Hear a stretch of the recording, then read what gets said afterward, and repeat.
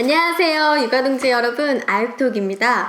요즘 유명인들 나오는 육아 예능 프로그램들 많은데요. 슈퍼맨이 돌아왔다 아시죠? 최근에 가수 게리와 그의 아들 하우가 나오는 장면이 논란이 되기도 했어요. 보신 분들도 있으실 텐데요. 게리와 이제 26개월 된 아들 하오가 같이 체육관에 가요. 그리고 하오가 보는 앞에서 게리와 관장님이 이제 스파링을 하는 거죠. 그런데 그 관장님이 날린 펀치에 게리 아빠가 맞고 쓰러지는 거죠.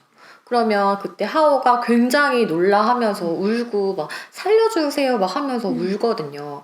그러면 이때 게리가 다시 장난이었어 하면서 일어나는 장면이었습니다. 제가 이 영상 유튜브로 직접 보고 거기 댓글들도 이렇게 봤거든요. 그런데 저는 댓글을 보고 정말 더 충격을 받은 거예요. 별것도 아닌데 욕한다. 애가 공감 능력이 워낙 뛰어나서 그런 건데 뭐 얼마나 세게 맞았는지 들어와 봤는데 뭐 그 정도도 아닌데 오바한다. 막 이런 식의 댓글들이더라고요. 저도 게리 팬이거든요. 한때는 진짜 리쌍 노래에 완전 푹 빠져가지고 들었었는데 그래도 여러분 아닌 건 아닌 거죠. 여기서 핵심은 게리가 얼마나 세게 맞았느냐가 아닙니다. 아빠가 맞는 모습을 아이가 눈앞에서 봤다는 거죠. 그것도 성인의 기획과 의도에 따라서 말이에요. 아무리 아이가 똑똑해도 아이는 아이입니다. 그러면서도 아이는 한 인간으로서 존중받아 마땅한 존재고요. 여러분 만약에 한번 상상을 해보세요. 남편 혹은 뭐 부인이 뭐 이렇게 덩치 크고 험상궂게 생긴 사람한테 끌려가가지고 막 두들겨 맞고 피를 철철 흘리면서 쓰러져가지고 막 거의 죽을 듯이 막 숨도 못 쉬고 이런 모습을 눈앞에서 본다고 한번 상상을 해보세요.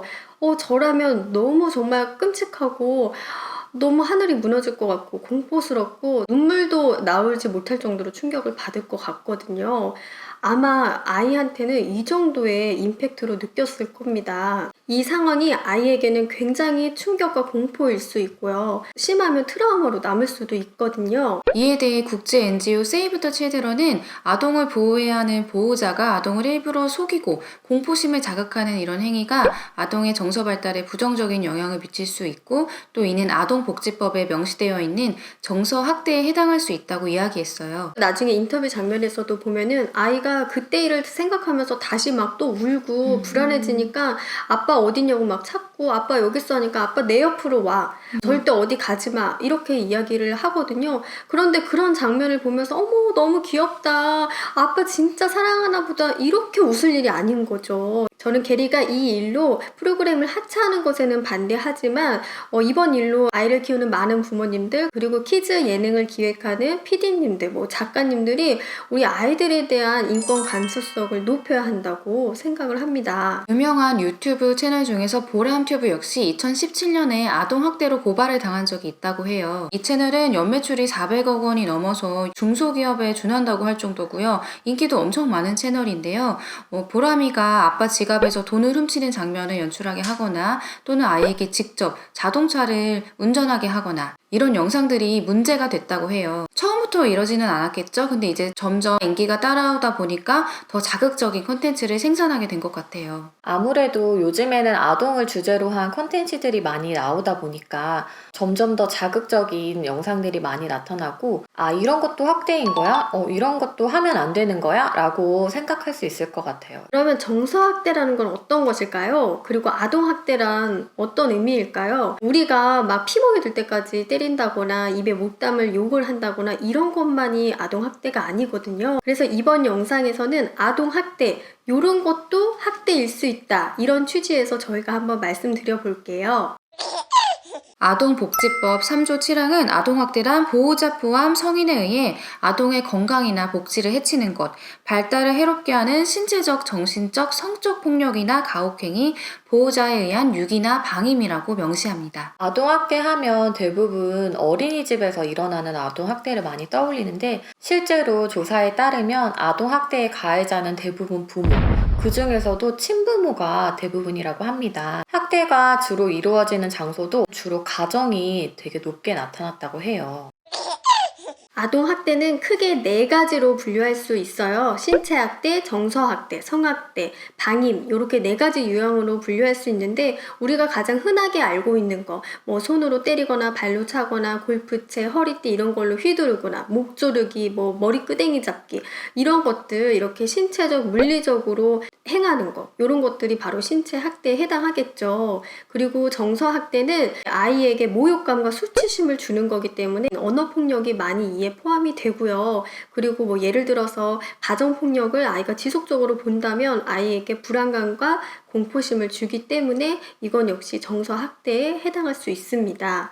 그리고 성학대 같은 경우에는 아동을 대상으로 하는 모든 성적 행위들, 이를테면 성기를 보여달라고 한다거나 만진다거나 아이 앞에서 음란물을 보게끔 한다거나 아니면 성매매를 하게끔 한다거나 이런 모든 행위들이 바로 성학대에 해당이 되는 겁니다. 그리고 방임은 그야말로 방치하는 겁니다. 아이가 발달에 필요한 기본적인 의식주가 있잖아요. 이런 것들이 전혀 이루어지지 않는다거나 아이가 뭐 필요한 예방접종이 있는데 그런 것들 맞추지 않는 거, 아이가 다쳐서 병원에 데려가야 되는데 데려가지 않는다거나 이런 것들도 모두 방임에 해당합니다.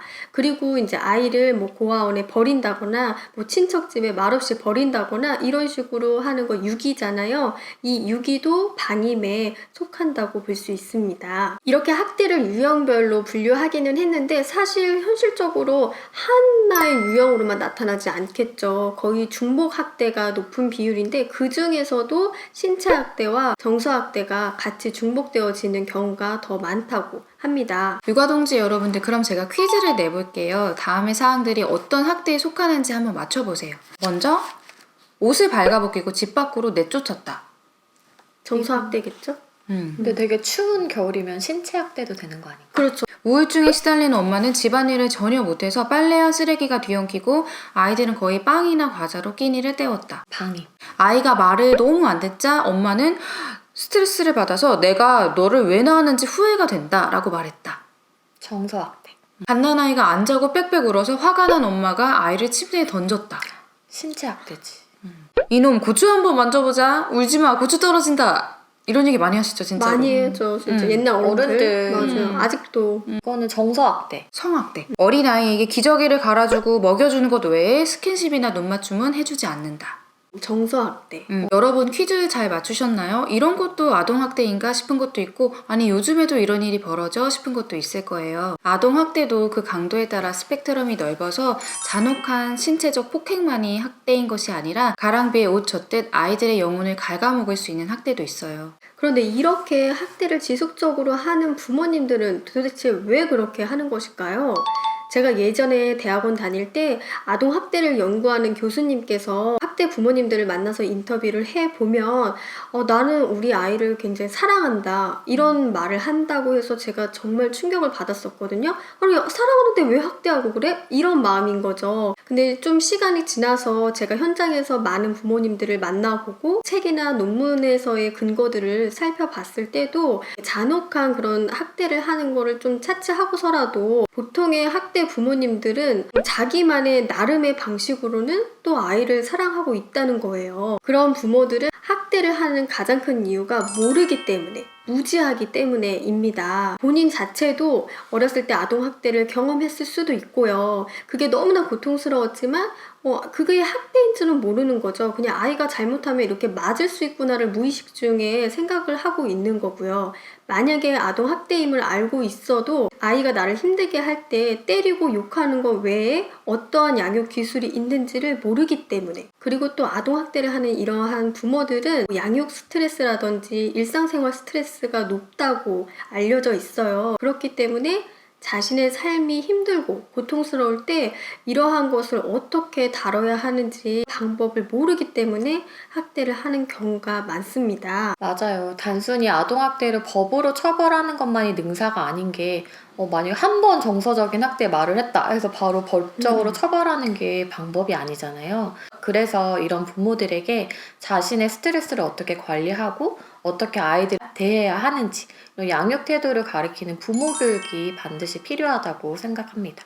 스웨덴에서는 아이가 태어나기 전부터 부모들이 받는 부모 교육 코스가 있다고 하는데요. 의무는 아니어도 예비 부모들이 자발적으로 참여한다고 해요. 우리나라도 아이를 낳기 전에 부모가 부모로서 하지 말아야 할 행동이라거나 효과적인 양육 기술에 대해서 배울 수 있는 부모 교육이 있으면 좋을 것 같아요. 저는 예전부터 생각했던 건데 부모 교육을 아이들이 중고등학교 때 학교에서 정규 과정으로 이제 성교육 받듯이 부모 교육도 함께 받으면 어떨까 이런 생각을 했어요. 좋은 생각이네요.